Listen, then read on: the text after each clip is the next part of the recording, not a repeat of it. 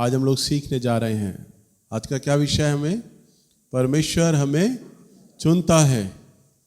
सो आइए हम प्रभु के वचन में चलेंगे। निकालिए इफिसियों की किताब नए नियम में से इसका 2 अध्याय और इसका 10वां पद। क्योंकि हम उसके बनाए हुए हैं और मसीह यीशु में उन भले कामों के लिए सृजे गए हैं जिन्हें परमेश्वर ने पहले से हमारे करने के लिए तैयार किया। बस हालेलुया। देखो कितनी सुंदर बात यहाँ लिखी है।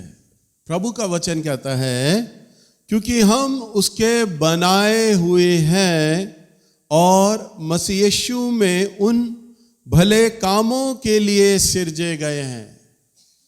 हम किस लिए प्रभु में सृजे गए हैं? भले कामों के लिए। बोलिए भले काम।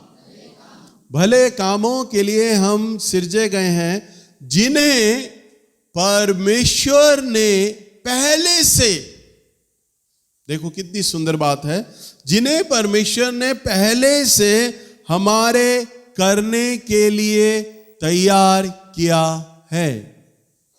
जिन्हें परमेश्वर ने पहले से ही, यानी ऑलरेडी, पहले, बहुत पहले प्रभु ने क्या किया है?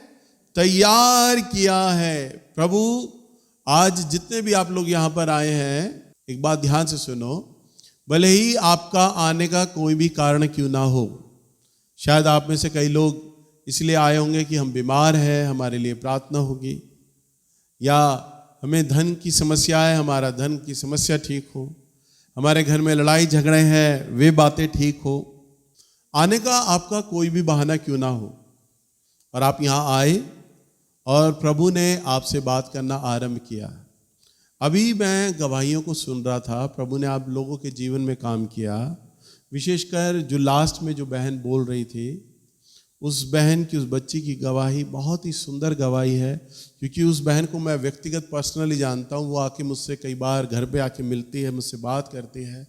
उसके परिवार, उसके सब लोगों को मैं जानता हूँ। और उस लड़की का नाम जया है। और प्रभु उसके जीवन में आश्चर्य कर्म कर रहा है, बातचीत कर रहा है। और अभी वो रो रो के उन बातों को बता रही थी। आए वो किसी भी काम के लिए यहाँ पर, आए वो अपने परिवार की समस्याओं को लेकर, परंतु प्रभु ने उसे पकड़ लिया।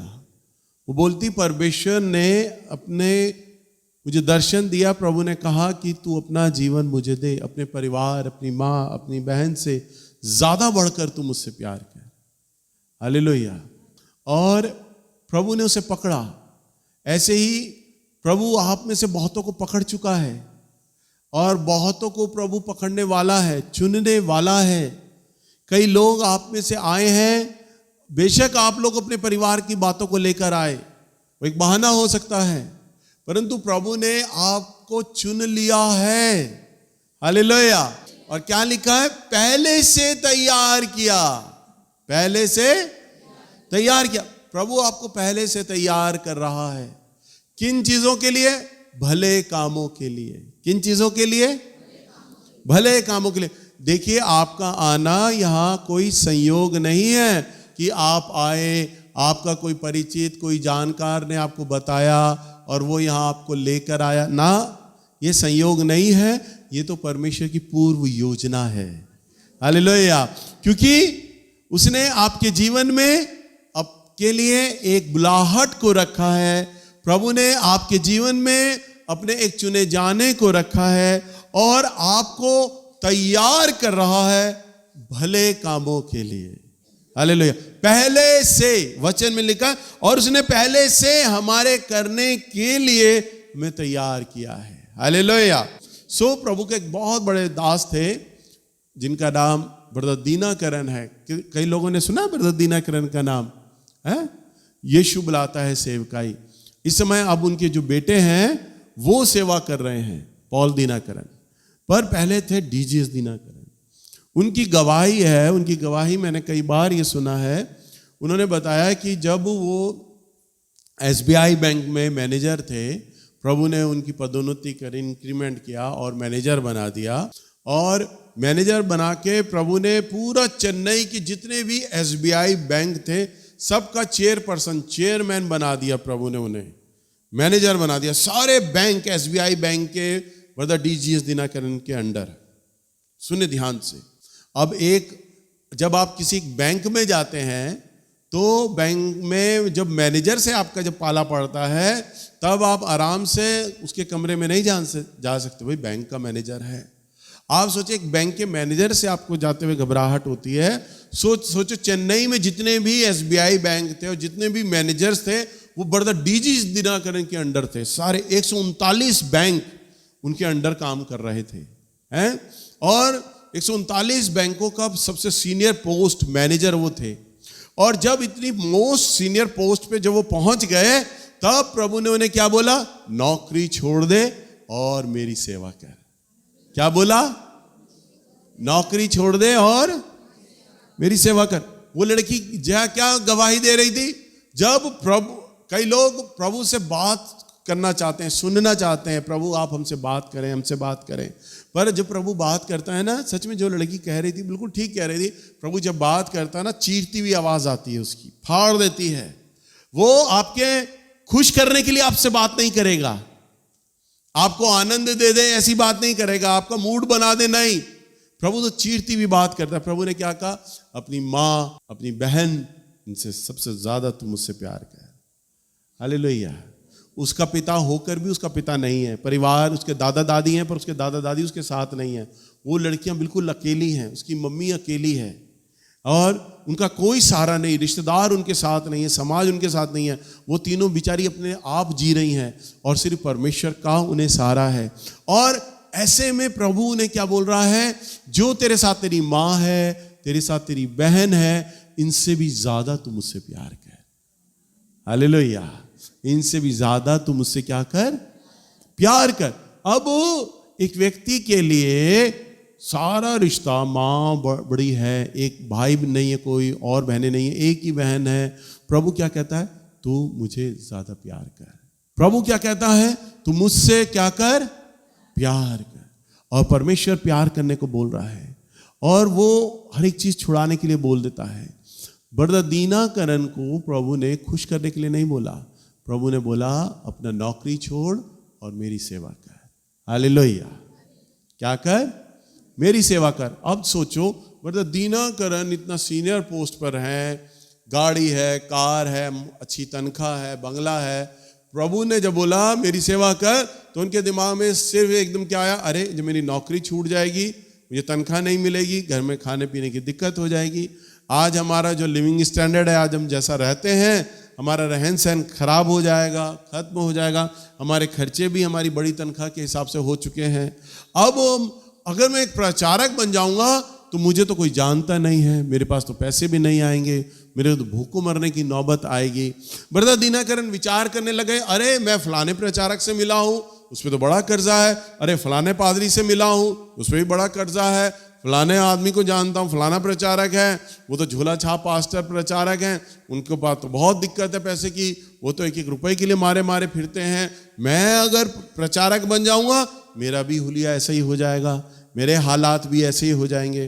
ब्रदर दीनाकरन ये सारी बातें सोचने लग गए और प्रभु ने बोला तू मेरे दास सेवा छोड़, नौकरी छोड़ और मेरी सेवा में आ।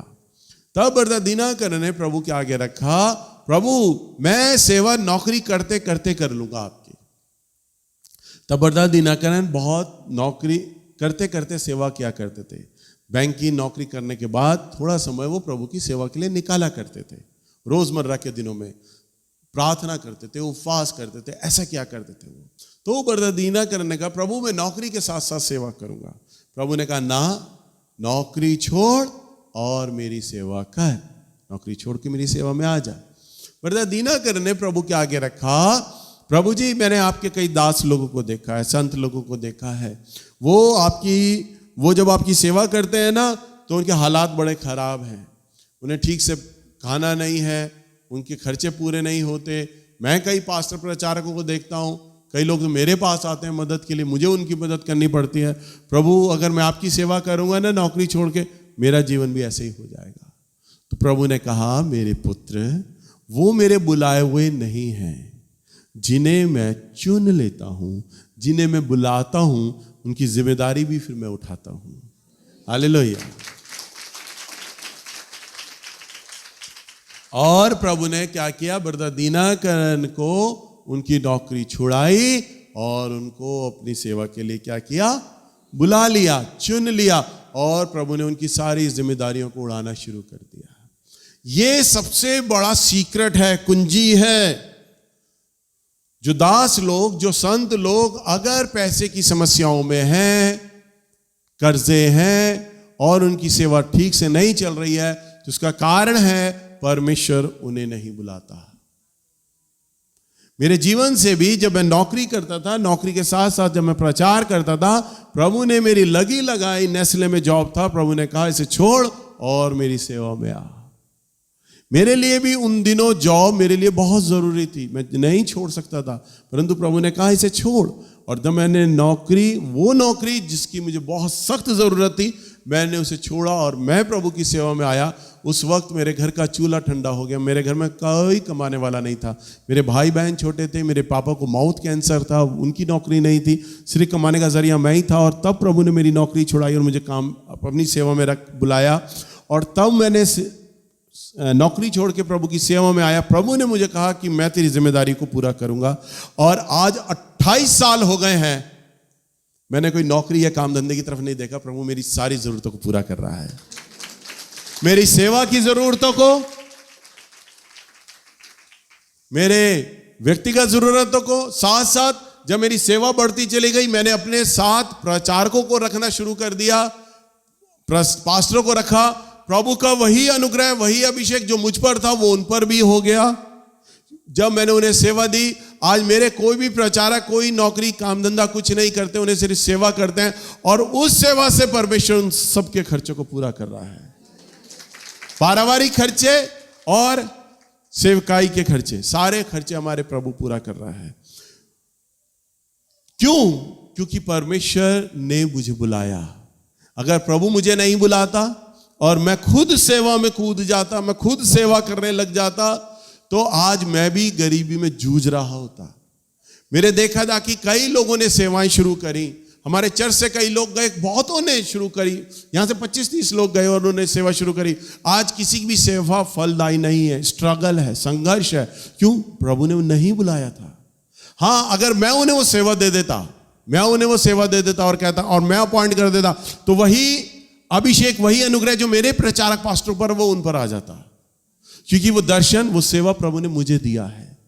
आप समझ रहे हैं?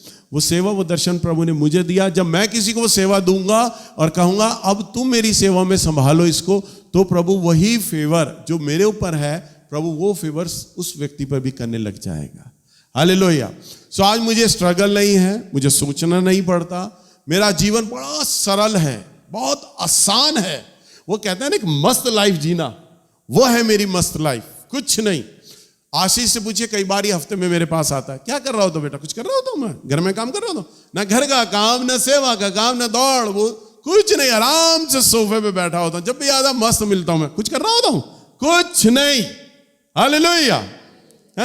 ऐसी लाइफ परमेश्वर किसी को दे सकता? बस मुझे संडे के दिन आना होता है यहां पर प्रचार करने, ना मुझे कहीं प्रचार के लिए जाना, ना कॉटेज प्रेयर मीटिंग में जाना, कहीं कुछ नहीं। एक बार प्रभु के दास प्रॉफिट नवीन जोगी ने आके हमारे ही चर्च में भविष्यवाणी करी थी। वो भविष्यवाणी मैंने फेसबुक पे डाला है। उन्होंने बोला था, प्रभु बोल रहे हैं भैया कि अब आपका स्ट्रगल खत्म हो गया है, क्योंकि जो आप मेहनत आपने करनी थी वो कर चुके, अब आपके जीवन में बहुत आराम है, अब आप आराम से रहोगे, कोई संघर्ष नहीं है, कोई काम करना नहीं पड़ेगा। और वास्तव में कोई संघर्ष नहीं। कलीसिया मेरे घर चलकर आती है, प्रभु पैसा मेरे घर चलकर भेजता है, सारी जरूरतें प्रभु मेरी पूरी कर रहा है। मेरी जरूरत चाहे 1000 की हो या लाख की, मेरे विचारों में आनी चाहिए, मुझे जरूरत पड़नी चाहिए, प्रभु मेरे लिए धन का इंतजाम कर देते हैं। हालेलुया। क्यों? क्योंकि प्रभु ने चुना है। ऐसे ही आप नहीं जानते, परमेश्वर का जो चुना जाना है ना, बड़ा कीमती होता है। प्रभु ने अगर आपको चुन लिया, प्रभु ने अगर आपको बुला लिया, अरे 1000 सरकारी नौकरियां कुर्बान है, 1000 सरकारी, आप तो सरकारी नौकरी पे जाते हो ना, अरे सरकारी नौकरी मिल जाएगी, आराम से बिटिया रहेगी, सरकारी नौकरी मिल जाएगा, बेटा आराम से रहेगा। अरे खा के सरकारी नौकरी परमेश्वर की नौकरी के आगे। हालेलुया। प्रभु अगर बुला ले तो, प्रभु चुन ले तो, क्योंकि हर एक चीज की अब जिम्मेदारी अब परमेश्वर ले लेते हैं। भले ही वो दिखाई ना दे रहे हो, परंतु सारी जिम्मेदारियां परमेश्वर पूरा कर रहा होता है। हालेलुया। एक बहुत सुंदर गवाही है, मैं आपको बताता हूं।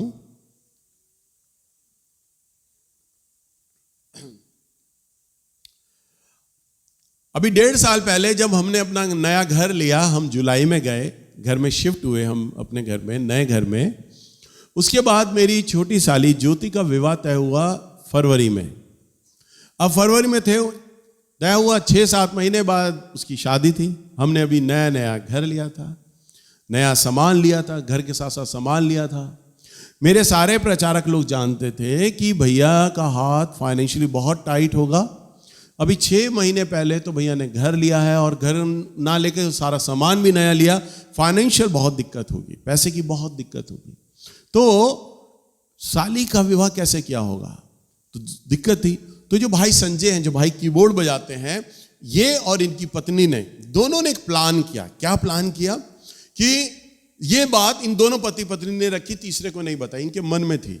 इन्होंने प्लान किया कि हम भैया की मदद करेंगे, हम दोनों पति पत्नी पैसे जोड़ेंगे, और हम हमारे कलीसिया में जो लोग अच्छा डोनर हैं, जो पैसे दे सकते हैं, हम उन्हें पर्सनली बोलेंगे, अनाउंस नहीं करेंगे, हम पर्सनली बोलेंगे कि भाई प्रभु का दास है हमारे अगुआ, उन्होंने 6 महीने पहले मकान लिया है, अब साली का विवाह करने जा रहे हैं, फाइनेंशियल बहुत हाथ टाइट होगा उनका, हमें उनकी मदद करनी चाहिए पैसे की। तो अभी ये दोनों पति पत्नी आपसी विचार बना रहे हैं, मन बना रहे हैं कि हम ये प्लान करेंगे, अपने लोगों से बोलेंगे और हम लोग भी पैसा इकट्ठा करेंगे। उन्होंने प्लान किया, हम भैया की साली को दहेज में हम कुछ सामान भी दे देंगे, हम भैया को कैश भी दे देंगे, हम दोनों पति पत्नी बहुत पैसा इकट्ठा करेंगे, वो विचार कर रहे हैं। और उन दिनों क्रिसमस का कैरल था, हम इनके घर पे गए, सारे नाच गा रहे, मेरा बेटा भी था वहाँ पर। आपको पता, मेरे बेटे को प्रभु ने एक नबी, एक प्रॉफिट के रूप में चुना है। अचानक मेरे बेटे को प्रभु ने बोला, भाई संजय और बहन ललिता के लिए इन दोनों पति पत्नी से अलग हो जा, भीड़ से अलग हो जा, मैंने बात करनी है। अब वो दोनों को उसने अलग किया, उनके पास गया और उनके पास जाकर बात कर, सब लोग नाच गा रहे हैं, वो दोनों पति पत्नी के पास गया, उसने बोला उन्हें कि प्रभु मुझे कह रहा है कि पापा ज्योति मौसी की जो शादी करने जा रहे हैं, प्रभु मुझे बता रहा है आप दोनों उनकी मदद करने जा रहे हैं। अब दोनों पति पत्नी एक दूसरे को देखने लग गए। संजय, ललिता, हमने ये बात किसी को नहीं बोली, किसी को नहीं पता ये बात की, इसको कैसे पता? उसने कहा तुझे कैसे पता? उसने कहा मुझे परमेश्वर बोल रहा है इस समय, आप मेरे पापा की मदद करने जा रहे हो? उन्होंने कहा हाँ, हम मदद करने जा रहे हैं। प्रभु ने बोला मेरे बेटे के द्वारा, तुम कौन हो जो उसकी मदद करोगे? कौन हो भाई तुम? मैं अपने दास की जरूरत को जानता हूं और उसे पूरा करूंगा, तुम सामने मत आओ मदद के लिए। हालेलुया, तुम सामने मत आओ मदद के लिए। और जब संजय ने मुझे ये बात बताई, भैया हम दोनों पति पत्नी प्लान कर रहे थे आपसी, और शारोन ने आके हमारे घर में ये बोला तुम मेरे पापा की मदद नहीं करोगे पैसों में, प्रभु कह रहा है मैं उसकी मदद करूंगा क्योंकि वो मेरा दास है, मैं जानता हूं उसकी जरूरत, तुम नहीं पूरा करो। हालेलुया। मुझे इतना खुश हुआ, मैं, मेरे आंसू निकल गए, और मुझे प्रभु में अपने घमंड हुआ, मेरा प्रभु मेरी इतनी जिम्मेदारी रखता है कि कलीसिया के लोगों को रोक देता, कोई नहीं आएगा सामने इसकी मदद करने, मैं खड़ा हूं इसके लिए, भी मैं मरा नहीं। हालेलुया, मैं हूं, मैं इसकी मदद करूंगा। और वास्तव में मुझे किसी से एक पैनी नहीं लेनी पड़ी, 1 रुपया नहीं लेना पड़ा। परमेश्वर ने मेरी छोटी साली का ब्याह बहुत अच्छे से कर दिया। हालेलुया, बहुत ही अच्छे से कर दिया। और अभी कुछ ही समय बाद मेरे बड़े बेटे का ब्याह होने पर है, और उसका जो शादी का खर्चा, बहुत बड़ा खर्चा है हमारा, और वो शादी का खर्चा भी परमेश्वर अद्भुत तरीके से करेगा। मैं परमेश्वर के कामों को होता हुआ देख रहा हूं। हालेलुया। इतना बड़ा खर्चा कैसे करेगा? क्योंकि परमेश्वर मेरा प्रोवाइडर है। अभी मैंने क्या कहा, हजारों रुपए की जरूरत हो या लाखों रुपए की जरूरत हो, परमेश्वर उसे पूरा कर देता है। हालेलुया।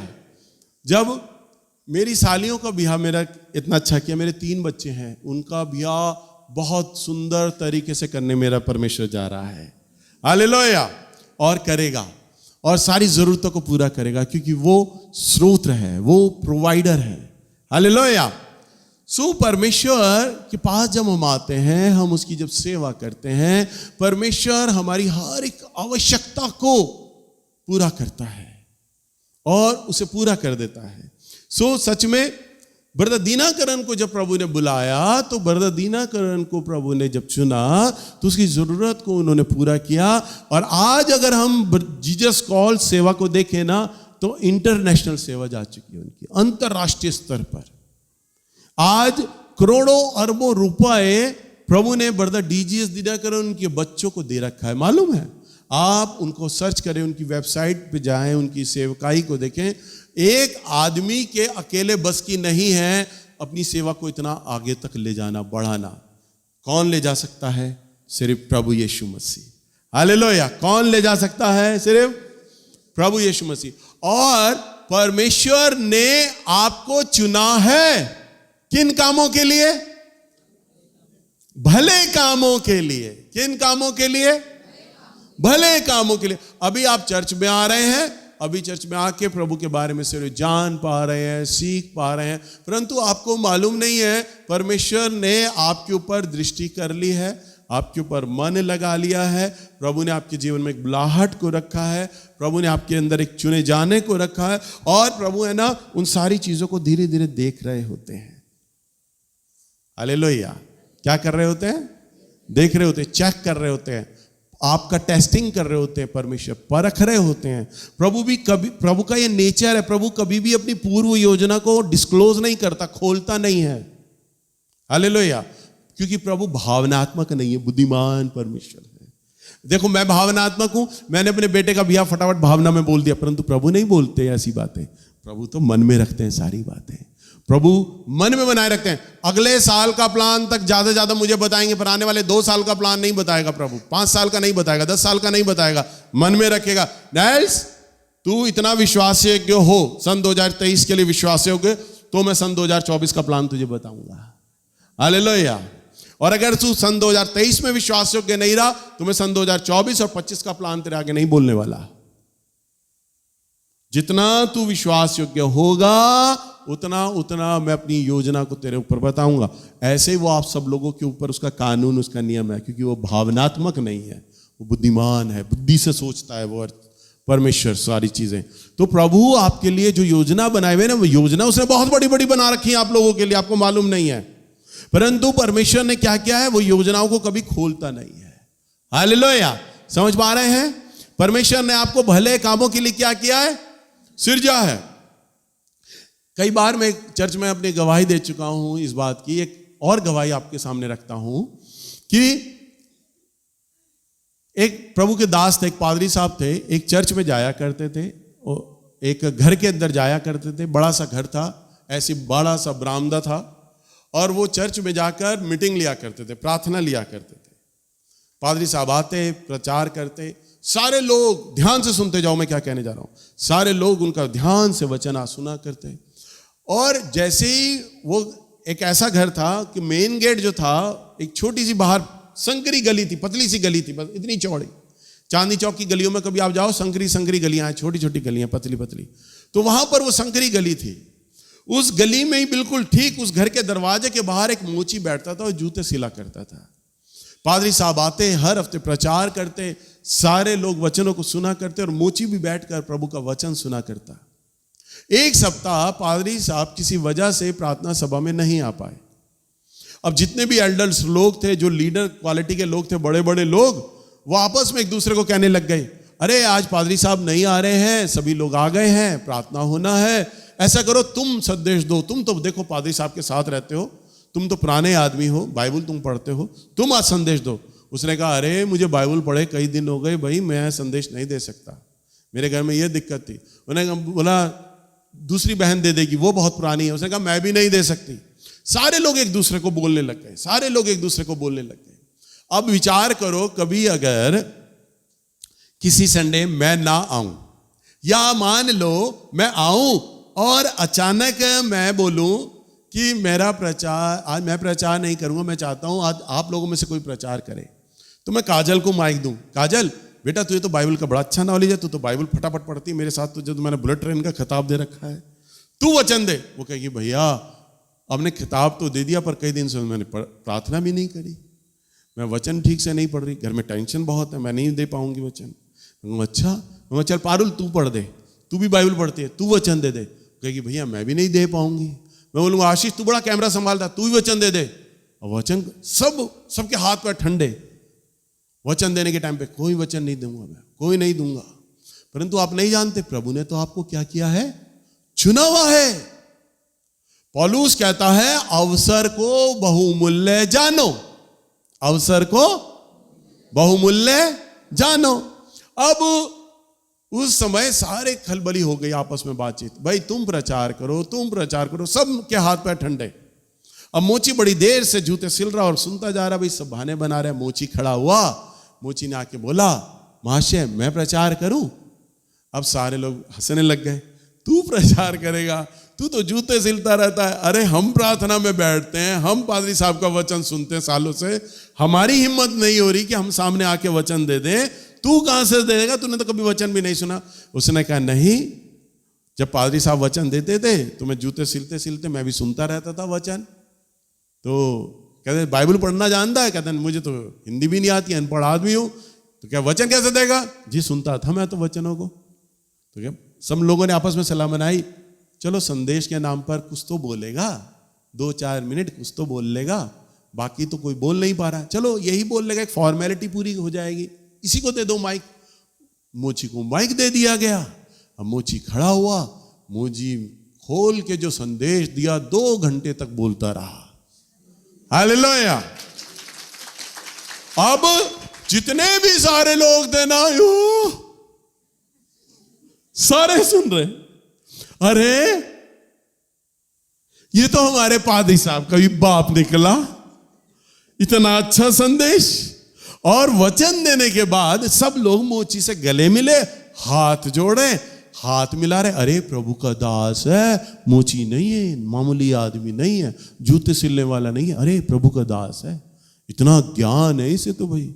सब पूछने लगे और सब सलाम ठोकने लग गए उससे। हालेलुया।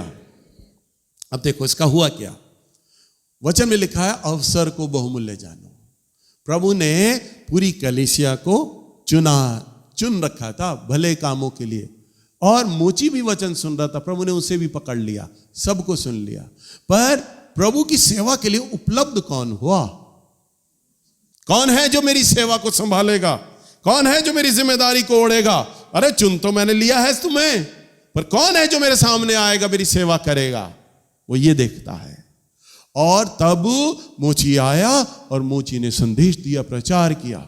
उधर अमेरिका में एक बहुत बड़ा चर्च था और वहां का पादरी मर गया, पर बहुत बड़ी कलीसिया थी, बहुत अमीर कलीसिया थी, और वो विश्वास में थे, और वो सारे लोग प्रार्थना कर रहे, विश्वासी लोग प्रार्थना करें, हे प्रभु हमारे चर्च में कोई अगवा भेज, पास्टर भेज, पादरी भेज, किसी पादरी को भेज। और वो प्रार्थना कर रहे, प्रार्थना कर रहे, प्रार्थना कर रहे वो सारे लोग।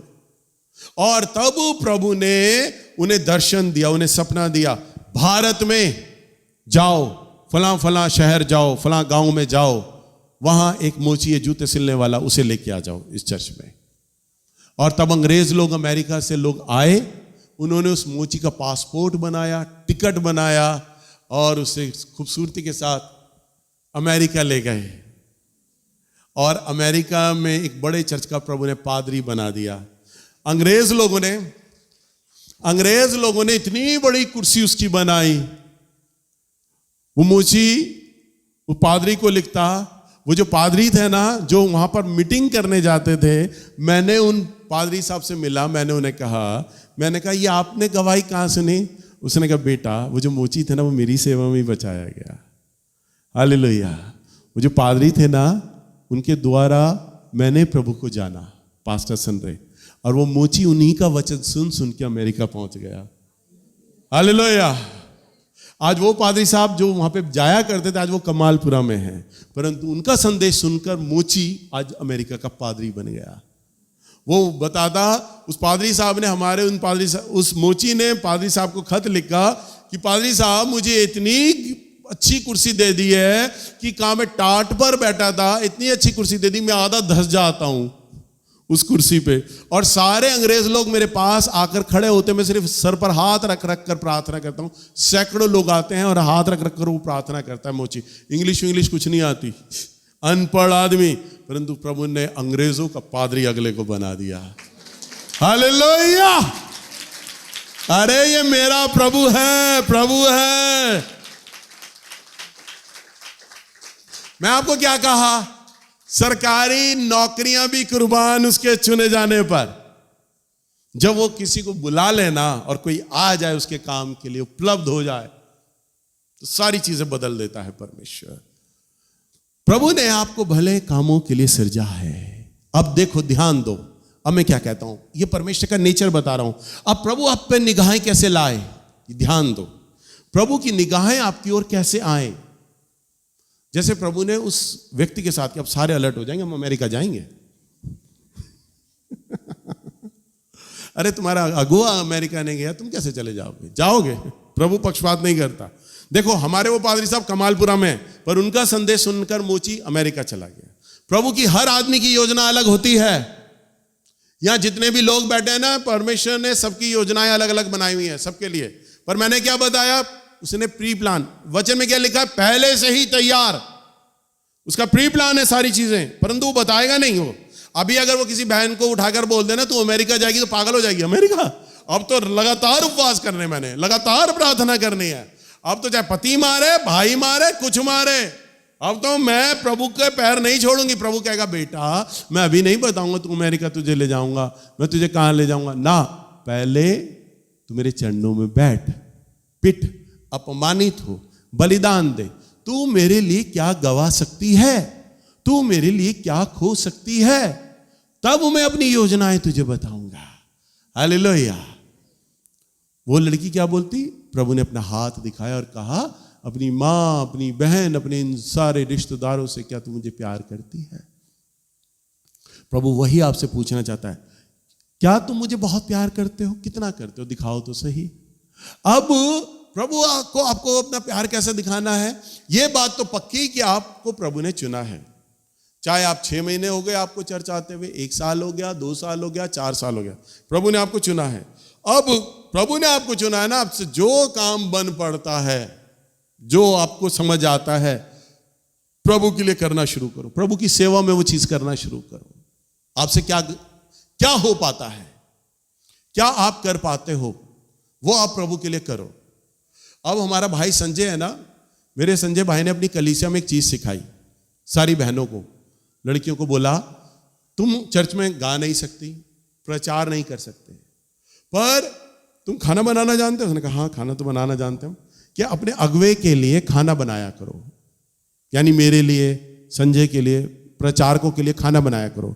तो अब क्या हो गया, संजय के एरिया की लड़कियां, औरतें मेरे घर में खाना बना के लाती हैं। मैंने उससे पूछा, मैंने कहा ये क्या हो गया भाई, मेरे चर्च में आए दिन अब घर में कोई ना कोई खाना बना के ला रहा है, ये क्या हो गया? उसने कहा भैया मैंने प्रचार किया, मैंने उन्हें बोला तुम लोग अगुवे की ऐसे सेवा क्या करो। मुझे बड़ा सुन के खुशी हुई। एक तो वो प्यार अच्छा लगता है, कोई है जो हमारी केयर कर रहा है, कोई है जो हमारा ऑनर कर रहा है, हमारा आदर कर रहा है, और दूसरा उस बहन को कुछ आता ही नहीं, गाना नहीं आता, प्रचार करना नहीं आता, प्रार्थना करना नहीं आता, पर हाँ खाना बनाना तो आता है ना, तो खाना बना के वो प्रभु की सेवा कर रही है। मैं खाना बनाऊंगी और प्रभु की सेवा करूंगी। आपसे जो बन पड़ता है आप सेवा करें। अरे मैं प्रभु में कैसे आया, मुझे क्या आता था? मुझे कुछ भी नहीं आता था। मैं भी तो अपने पादरी साहब के घर जाता था, जो मैंने बताया, जो मुझे प्रभु में लाए, मैं उनके घर जाके बैठता था, और जब मैं प्रभु के बारे में उनसे बात करता था तो कलीसिया के लोग ऑफिस टाइम में उनके पास आते थे। अब हमारे पादरी साहब इतने सीधे थे, अरे ब्रदर आप बैठिए, मैं आपके लिए चाय बना के लाता हूँ। वो चाय बना के लाते, 1-2 बारी चाय बना के लाए मेरे सामने, मुझे बड़ा और लगा, अरे यार ये प्रभु के दास, इनकी हम वचन सुनते हैं, प्रार्थना हम करा, ये हमारे लिए चाय बनाएंगे। मैंने कहा अंकल अब सुबह से शाम मैं आ जाया करूंगा, नौकरी तो है नहीं, खाली बैठे हैं, प्रभु ने तो नौकरी छुड़ा दी है। प्रभु ने कहा मेरी सेवा कर, हमें सेवा करनी नहीं आती, हम आपके लिए चाय बना देंगे। अब मेरी ड्यूटी क्या लग गई, मैं चाय बनाता था। बताओ तुम्हारा भैया जी चाय बना रहा है, चाय के बर्तन में उनके किचन में धोता था और चाय बना के लाता, मैं उन्हीं के पास सारा दिन बैठा रहता था, पता नहीं कब कौन आ जाए चाय पीने के लिए। और मैं उनसे बाइबल के बारे में सीखता रहता था, वचन की बातें करता रहता था, वो गवाहियां सुनाते रहते थे, मुझे वचन का नॉलेज होता रहता था। और कोई ना कोई आता चाय कॉफी पीने के लिए, मैं चाय कॉफी पीता, छुटपुट सब्जी ला देता, बाहर से काम कर देता, उनकी साइकिल साफ करता, यही तो करता था। और करता प्रभु ने पादरी बना दिया। हालेलुया। अरे छोटे छोटे काम मैं क्या करता था, प्रभु मुझे सेवा नहीं आती, हाँ मैं चाय तो बनाना जानता हूं। मैं यहाँ कलीसिया के लोग आएंगे ना चाय, अब कलीसिया के लोग मुझे देखते थे, अरे नीलू इधर आ बेटा, मैं साइड में बुला दे, मुझे क्या कहते थे पता क्या कहते थे, नीलू पागल हो गया है तू, सारा दिन यहाँ पड़ा रहता है, चाय बनाता रहता है, झूठे गिलास धोता, अच्छा लगता कोई तुझे, नहीं ये मत क्या कर बेटा, अरे नौकरी कर, बिजनेस कर, काम धंधा कर, पादरी की चमचागिरी करने से कुछ नहीं होने वाला। और आज जो लोग मुझे कहते थे ना, या तो वो रहे नहीं या अभी तक कभी फटके हैं, कंगले हैं, परंतु प्रभु ने मुझे उड़ा दिया। और आज जब वो मेरे पुराने अंकल आंटी, जो मेरे पुराने परिचित, जब वो मुझे मिलते हैं ना तो बड़े ऑनर से मिलते हैं, वो उल्टा झुकते हैं, मैं नहीं झुकता, अब मैं नहीं झुकेगा, मैं